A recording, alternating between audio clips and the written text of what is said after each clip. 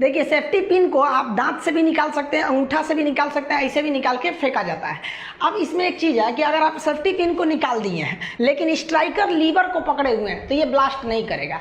क्यों नहीं ब्लास्ट करेगा कि देखिए सेफ्टी पिन का काम था स्ट्राइकर लीवर को रोक के रखना। आप सेफ्टी पिन निकाल के अपने हाथ से रोक के रखें तो आप इसको 10 साल भी पकड़े रहेंगे तो ये ब्लास्ट नहीं करेगा।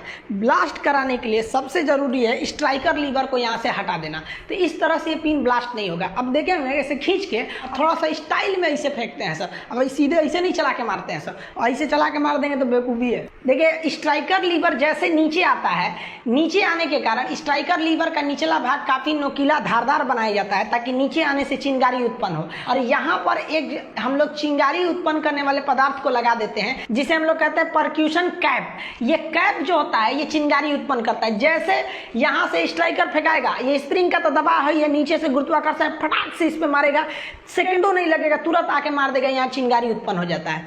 जैसे आप ये लाइटर में देखे होंगे गैस चलाने वाले में, आप पीछे से ऐसे ढकेलते हैं तो जाके आगे वो पत्थर पे टकराता है, हल्का सा चिंगारी निकलती है, गैस का चूल्हा जल जाता है। सेम वही मैकेनिज्म यहाँ है। लेकिन यहाँ समस्या क्या है कि अगर यही ब्लास्ट हो जाएगा ना ये परक्यूशन कैप पर ही, तो भागने का मौका ही नहीं मिलेगा। जैसे हटाएंगे और जैसे आपका स्ट्राइकर लीवर गया हो तो 1 सेकंड भी नहीं लगेगा, स्प्रिंग के दबाव पे फटाक से मार देगा।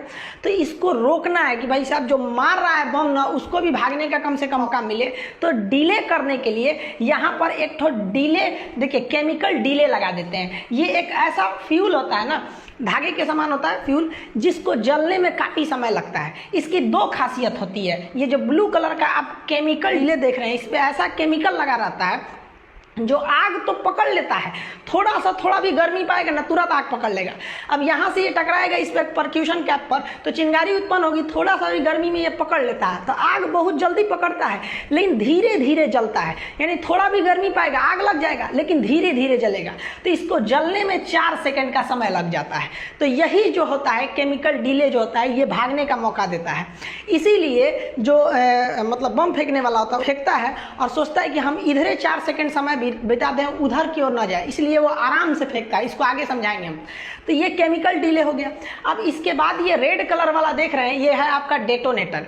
डेटोनेटर उस डिवाइस को कहते हैं जो एक बड़े से बम में छोटा सा विस्फोट उत्पन्न करता है ताकि वो बड़का बम भड़क जाए। जैसे दिवाली के पटाखा में आप पलीता में आग लगाए होंगे, आप बम में आग नहीं लगाते हैं, आप उसके पलीता में लगाते हैं, छील के लगाते हैं। उसी पलीतवा को कहा जाता है डेटोनेटर। टेक्निकल भाषा में डेटोनेटर होते हैं। तो वो ये डेटोनेटर है। ये क्या करेगा, थोड़ा सा आग लगेगा इसमें, ये थोड़ा सा ब्लास्ट करेगा तो इसके चारों ओर जो 85% खाली एरिया था उसके अंदर भरा था अमोनियम नाइट्रेट, वो पूरी तरह से ब्लास्ट कर जाएगा। तो 4 सेकेंड ले लिया ये वाला प्रोसेस। तो यहाँ से यहाँ आने में 1 सेकंड लग गया, केमिकल डिले को जलने में 4 सेकंड लग गया, डेटोनेटर को जलने में 1 सेकंड लग गया, टोटल 6 सेकंड लग गए। डेटोनेटर ब्लास्ट करेगा तो इसके चारों ओर भरा हुआ है अमोनियम नाइट्रेट का वो बारूद भरा हुआ है, वो बारूद ब्लास्ट करेगा, ये पूरी तरह से ब्लास्ट कर जाएगा। ये बारूद को भरने के लिए यहाँ पर एक फिलिंग होल दिया रहता है। यहाँ आप देखेंगे नट की तरह दिख रहा होगा, इसको खोल के आप यहाँ से इसमें बारूद भर सकते हैं और फिर नट को टाइट कर सकते हैं। तो ये जो बारूद होता है ये अमोनियम नाइट्रेट होता है, यही बेरूत में ब्लास्ट किया है। जबकि नॉर्मल बम में हम लोग पोटेशियम नाइट्रेट का प्रयोग करते हैं। अमोनियम नाइट्रेट काफ़ी घातक होता है। जहाँ ये ब्लास्ट करता है वहाँ का जो 5 मीटर का एरिया होता है, 5 मीटर रेडियस में, वहाँ कोई नहीं बच सकता है क्योंकि उसका ब्लास्ट जो है वहाँ जान ले लेता है। उसके बाद का जो 5 मीटर यानी अगला 5 मीटर यानी सेंटर पॉइंट से 10 मीटर का एरिया, वहाँ पर उसके जो छर्रा फेंकाता है, जो सिरेटेड कास्ट आयरन इस बम के बाहरी परत में लगाए थे ताकि वो बिखरे और लोगों के शरीर में घुस जाए, उन्हें जख्मी कर दे। तो 10 मीटर के एरिया में आप जख्मी हो सकते हैं। यानी ब्लास्ट करेगा ना, अगर पास में किया तो मरेंगे, दूर है तो बुरी तरह से जख्मी करेगा, आँख को फोड़ देता है। ये जब ब्लास्ट करता है ना तो जमीन से 1 फीट ऊंचाई पर ही इसका ज़्यादा असर देखा जाता है। इसका मतलब अगर आप कहीं रेलवे स्टेशन, एयरपोर्ट या कहीं पे हैं और वहाँ आतंकवादी हमला हो गया और आपको लग गया कि ग्रेनेड ब्लास्ट फेंका है कहीं पे यहाँ पर, तो खड़ा होकर मत खोजिएगा कहाँ मारा है, दहिए उड़ जाएगा, तुरंत वहाँ लेट जाना चाहिए। इसलिए फौजी जब बॉर्डर पे ग्रेनेड फेंकते हैं तो गड्ढा किए रहते हैं, खुद के लिए गड्ढा किए रहते हैं ताकि गड्ढे के अंदर वो ऊपर ब्लास्ट करता है 1 मीटर से 1 फीट की ऊंचाई के बाद। उसके बाद इसकी खराबी क्या होती है, इसे 6 सेकंड का समय लगता है।